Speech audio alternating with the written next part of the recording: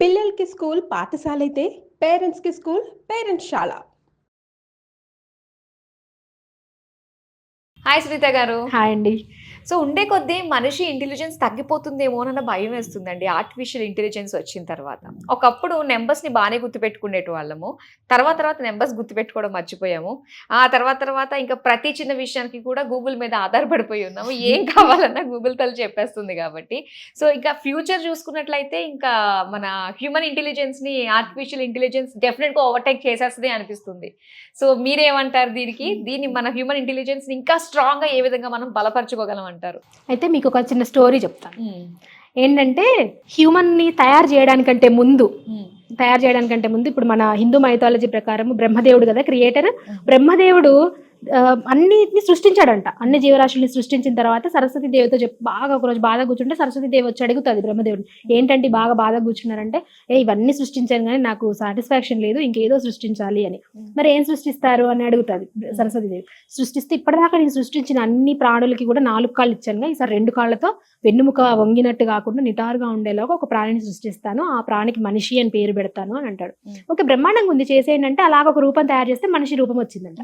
మనిషి రూపం వచ్చిన తర్వాత ఇప్పుడు ఏం చెప్తాడు బ్రహ్మదేవుడు, ఇంకా ఆలోచిస్తూ ఉంటాడు. మళ్ళీ సరస్వతిదేవి, ఇంకేమిటి మీరు అనుకున్నారు, రూపం సృష్టించారు కదా, ఇంకేంటి అని అంటే, ఈ మనిషికి ఒక అద్భుతమైన ఆయుధాన్ని ఇద్దాం అనుకుంటున్నా, ఈ ఆయుధం తోటి మనిషి ఎవరినైనా జయించవచ్చు, ఈవెన్ నన్ను కూడా జయించవచ్చు అని అంత గొప్ప ఆయుధాన్ని ఇద్దాం అనుకుంటున్నా అని చెప్తాడు అనమాట. అప్పుడు సరస్వతిదేవి అంటది, ఎప్పుడైనా హస్బెండ్ ఒకటి చేస్తా అంటే వైఫ్ వద్దొద్దు అంటది కదా.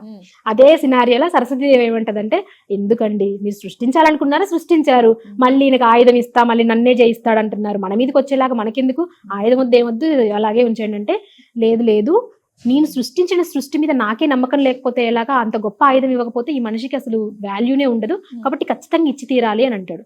అప్పుడు సరస్వతిదేవి చెప్తుంది, సరే మీరు ఎలాగో ఇద్దాం అనుకుంటున్నారు కదా, దాన్ని డైరెక్ట్గా ఇవ్వకండి, చేతిలో పెట్టేయకండి. మీ బ్రహ్మాండమైన సృష్టిలో ఎన్నో ఉన్నాయి, నదులు, విరులు, జేరులు, తరులు, సముద్రాలు, ఇవన్నీ ఉన్నాయిగా, ఎక్కడో ఒక చోట దాచిపెట్టండి. మనిషి ఏం చేస్తాడు, వాటన్నిటిలో ఎక్కడుందో ఆ ఆయుధం కనిపెడతాడు, అప్పుడు గొప్పవాడైపోతాడు అని చెప్తుంది. సరే అని ఎక్కడ దాచిపెట్టాలా అని ఇద్దరు బాగా బుర్రలు బద్దలు కొట్టుకుని ఆలోచిస్తారు. ఆలోచించిన తర్వాత బ్రహ్మదేవుడికి ఒక ఐడియా వచ్చింది. ఆ ఐడియా వచ్చిందని చెప్తారు. ఎక్కడ దాచిపెడతారు అని అంటే, నేను ఈ ఆయుధాన్ని మనిషి యొక్క మెదడులో దాచిపెట్టాలనుకుంటున్నాను అని చెప్తాడు. ఓకే, ఏంటి ఆయుధం అని అంటే తెలివి. అంటే ఈ ప్రపంచంలో, అంటే ఈ సృష్టిలో ఉన్న ఏ జీవికి లేనటువంటిది మనిషికి మాత్రమే ఉన్నటువంటిది ఏంటిదంటే తెలివి. ఇప్పుడు ఈ సృష్టిలో ఉన్న ఏ జీవి కంటే కూడా మనిషి ఏం గొప్పవాడు కాదండి. ఇప్పుడు సింహం కంటే బలవంతుడా కాదు, ఏనుగు కంటే బలవంతుడా కాదు, ఒక జింక కంటే వేగంగా పరిగెత్తగలడా, పరిగెత్తలేడు. ఒక పాముకున్నంత గ్రహణ శక్తి మనిషికి లేదు కదా, గబ్బిలం చీకట్లో కూడా చూడగలదు, మనిషి చూడలేడు. మిగిలిన అన్ని జంతువులు కూడా అందంగా నడుస్తాయి, మనిషి 2 కాళ్ళతోనే ఇంకా వికారంగా నడుస్తాడు. అంటే ఇవన్నీ కూడా సృష్టిలో ఉన్న అన్ని ప్రాణులు కూడా పుట్టుకతోటే ఒక నైపుణ్యంతో పుడతాయి. ఇప్పుడు ఒక స్పైడర్ ఉందనుకోండి, అది పుట్టిన వెంటనే దాని వెబ్లోకి వచ్చిన పురుగుల్ని తింటూ ఆహారాన్ని సంపాదిస్తుంటది.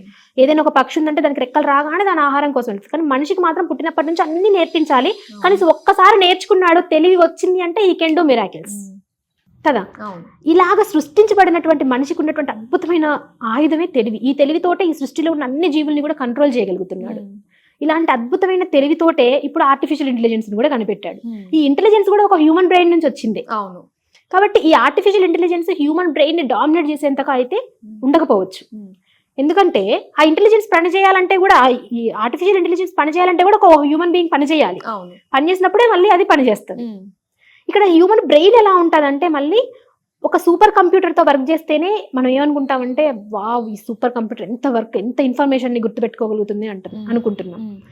కానీ అలాంటి 100 సూపర్ కంప్యూటర్లు హ్యూమన్ బ్రెయిన్ లో ఉన్నాయి. అంత ఎక్కువ కెపాసిటీ ఉంది హ్యూమన్ బ్రెయిన్ కి. కానీ మనిషి దాన్ని గుర్తించట్లేదు, దానికి సరైన ప్రాపర్ ట్రైనింగ్ ఇవ్వట్లేదు. ఇవ్వకోకుండా మనం ఇంతకు ముందు మీరు అన్నట్టుగా ఫోన్ లేనప్పుడు ఎన్ని ఫోన్ నెంబర్లు గుర్తుపెట్టుకునే వాళ్ళము. ఇప్పుడు ఫోన్ వచ్చిన తర్వాత జస్ట్ సేవ్ చేసేస్తున్నాం, కాంటాక్ట్స్ సేవ్ చేస్తున్నాం కాబట్టి బ్రెయిన్ కి పని చెప్పట్లేదు.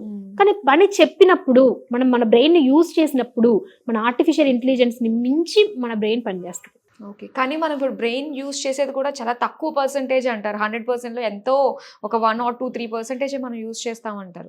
కానీ మిగతా పర్సెంటేజ్ యూజ్ చేయకపోవడానికి కారణం ఏంటి? మన మైండ్ కూడా అప్గ్రేడేషన్ కావాల్సిందేనా? అంటే ఇప్పుడు మన ఐన్స్టీన్ లాంటి గొప్ప గొప్ప సైంటిస్ట్ కూడా బ్రెయిన్ లో బిలో 10% వాడారు. వాడితేనే ఆయన గొప్ప సైంటిస్ట్ అయ్యాడు. ఈ ప్రపంచంలో ఇప్పటికీ గుర్తుపెట్టుకునే సైంటిస్ట్ అయ్యాడు. అంటే మనం ఎంత బ్రెయిన్ పర్సంటేజ్ వాడుతున్నట్టు, అంటే బ్రెయిన్ కి కెపాసిటీ ఉంది కానీ మీరు దాన్ని ఎలా వాడుతున్నారు, దేంతో నింపుతున్నారు, అంతే కదా. ఇప్పుడు మన దగ్గర ఒక బౌల్ ఉందండి, ఈ బౌల్ నిండా వాటర్ వేసాను అనుకోండి, దాని వాల్యూ ఎంత ఉంటుంది, 10 రూపీస్ ఉంటుంది. అదే బౌల్ నిండా పాలు వేసాను అనుకోండి, దాని వాల్యూ ఏమవుతుంది, ఇంకొక 20 రూపీస్ పెరుగుతుంది. అదే బౌల్ నిండా తేనె పోసాను, ఎంత వాల్యూ ఉంటుంది, కొంచెం పెరుగుతుంది. అదే బౌల్ నిండా నేను బంగారం పెట్టాను, వాల్యూ ఏమవుతుంది, ఇంకా పెరుగుతుంది. మన బ్రెయిన్ లో కూడా మనం ఏం నింపుతున్నాం, అది ఎంత పర్సంటేజ్ అయినా కానివ్వండి, మనం ఎంత ఏం నింపుతున్నాం. మనం ఎంతసేపటికి సెల్ ఫోన్ లో స్క్రోల్ చేస్తూ కిలోమీటర్లు స్క్రోల్ చేసుకుంటూ వెళ్ళిపోతూ అందులో ఉన్న ఇన్ఫర్మేషన్ నింపుతున్నాం. అదేం ఉపయోగపడేది కాదు. కానీ ఏదైతే నాలెడ్జ్డ్ ఇన్ఫర్మేషన్ ఉంటుందో, ఏదైతే ఎక్కువ మనం తెలుసుకోవాలి, మన లైఫ్ లో పైకి రావాలంటే ఏం నేర్చుకోవాలో, వాటితో మన బ్రెయిన్ ని నింపినాం అనుకోండి, మనం ఎక్కువ జీనియస్ అవుతాం. అట్లా మన బ్రెయిన్ ని మనం అప్గ్రేడ్ చేసుకోవాల్సింది ఎలాగా, పర్సంటేజ్లలో కాదు, మనం తెలుసుకునే నాలెడ్జ్ లో మనం అప్గ్రేడ్ చేసుకుంటూ వెళ్ళాలి. ఓకే, సో దాని గురించి ఎప్పటికప్పుడు కరెంట్ అఫైర్స్ మనం తెలుసుకోవాలి, ఏం జరుగుతుందో, అంటే మన గ్రోత్ కి ఏం కావాలో దాని తగ్గట్టుగా మనం ప్రాక్టీస్ చేయాలి. అవును. ఓకే, అయితే ఎప్పటికప్పుడు మనం ఇలాంటివి ఇన్ఫర్మేషన్ అంతా కూడా తీసుకుంటూ మన బ్రెయిన్ ని ఎప్పటికప్పుడు షార్ప్ గా అప్గ్రేడ్ చేసుకుంటూ ఎలా ఉండాలంటారు? ఎప్పటికప్పుడు మనం అప్గ్రేడ్ అవ్వాలని అంటే మనం అప్డేట్ అవుతా ఉండాలి. ఇప్పుడు ఏం జరుగుతుంది, ఇప్పుడు ఎగ్జాంపుల్ కి ఒక సాఫ్ట్వేర్ ఎంప్లాయీ ఉన్నాడు అనుకోండి, ఆయన ఏదో ఒక సాఫ్ట్వేర్ నేర్చుకుని ఆ జాబ్ లోకి వస్తాడు. ఆ జాబ్ కొంతకాలం చేస్తాడు, చేసిన తర్వాత వేరే సాఫ్ట్వేర్ వస్తుంది ఆబ్వియస్ గా. ఈ సాఫ్ట్వేర్ ఎంప్లాయీ ఆ నెక్స్ట్ సాఫ్ట్వేర్ కి స్విచ్ అయ్యి నేర్చుకోవాల్సిందే. అంటే ఒక లెర్నింగ్ యాటిట్యూడ్ లో ఉండాలి, నేర్చుకునే యాటిట్యూడ్ ఉండాలి. ఇప్పుడు నేను ఇది నేర్చుకున్నాను, నాకు ఈ జాబ్ వచ్చింది కాబట్టి ఇంతే, నేను ఫిక్స్డ్ ఇక్కడతోనే ఇదే సాఫ్ట్వేర్ మీద నేను చేస్తా అంటే కుదరదు. ఎందుకంటే చేంజెస్ అనేది జరుగుతూ ఉంటాయి, నేచర్ రూలే చేంజ్, ఇప్పటికే మార్పులు జరుగుతానే ఉంటాయి. ఆ మార్పులకు అనుగుణంగా మనిషి కూడా మారుతా ఉండాలి, తనకు తగ్గ ఇన్ఫర్మేషన్ తీసుకుంటా ఉండాలి, తను అప్గ్రేడ్ చేసుకుంటా ఉండాలి. అప్గ్రేడ్ అవ్వాలి అంటే మనం కూడా ఎప్పుడు అప్డేట్ అవుతా ఉండాలి, లేకపోతే అవుట్డేట్ అయిపోతాం. ఇప్పుడు ఇంతకుముందు పెళ్లిళ్ళకి ఫోటోలు తీయాలి అంటే ఏం చేసేవాళ్ళు, ఒక కెమెరామ్యాన్ ని మాట్లాడేవాళ్ళు, అప్పుడు ఒక మామూలు కెమెరాలు వాడేవాళ్ళు, ఆ కెమెరాతో ఫోటోలు తీసేవాళ్ళు.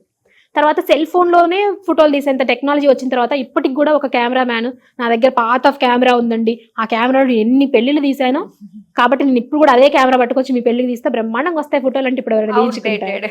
ఎవరు తీయించుకోరు. ఏమంటారు, ఇప్పుడు లేటెస్ట్ కెమెరా ఉందా నీ దగ్గర, ఆ కెమెరాతో తీయగలుగుతావా, నీకు ఎంత స్కిల్ ఉందా, ఇవన్నీ అడిగి తీపించుకుంటున్నా. అంటే ఏమైంది, నువ్వు ఇంతకు ముందు విషయాలలో నువ్వు బాగా దిట్టయి ఉండొచ్చు, కానీ ఇప్పుడు ఈ జనరేషన్ లో నువ్వు రాణించాలంటే ఇప్పుడు దానికి నువ్వు స్విచ్ అయ్యి ఉండాలా, ఇప్పుడు ఉన్నటువంటి దానికి నేర్చుకుని ఉండాలా. ఇవన్నీ నేర్చుకోవాలంటే మనకు ఫస్ట్ ఉండాల్సింది ఏంటంటే ఆ నేర్చుకునే యాటిట్యూడ్ ఉండాలి.